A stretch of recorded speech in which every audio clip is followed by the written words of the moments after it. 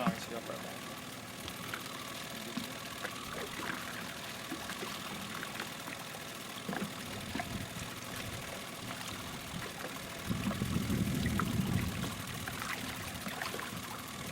When you're going slow like this, it's kind of important that when you take the board off, you keep tight. So Kenny's going to keep reeling.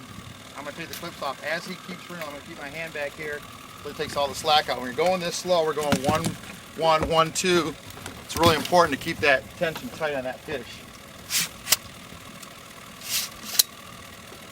A nice fish here on an inline weight.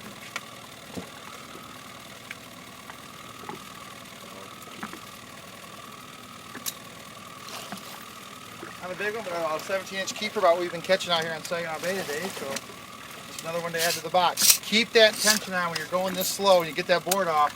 Make sure you keep the tension on there. Grab the line behind the clip. Take the clip off, let the person with the rod reel up tight, and then let go. You won't lose any of these fish when you're going this slow. I just showed you how to set up and catch some fish on inline weight, but let's kind of go back a little bit and recap how to really know how deep these are running. We really don't have an exact depth like you do with a crankbait, but here's some general rules of thumb that'll kind of get you started.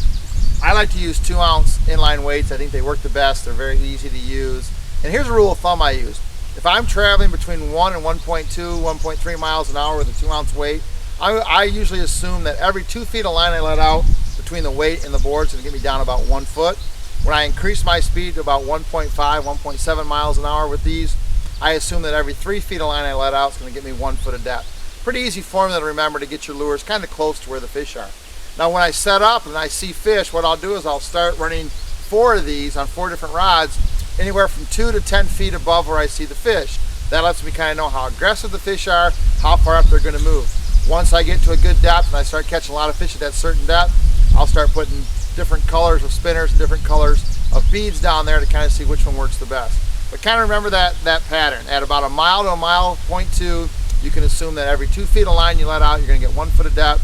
Every 3 feet of line at a mile and a half to 1.7, every 3 feet of line you let out, you're going to get about 1 foot of depth. That's with a 2-ounce weight. Stagger them when you set them up. Use all the same weight. Just start catching fish. Zero in on that spot.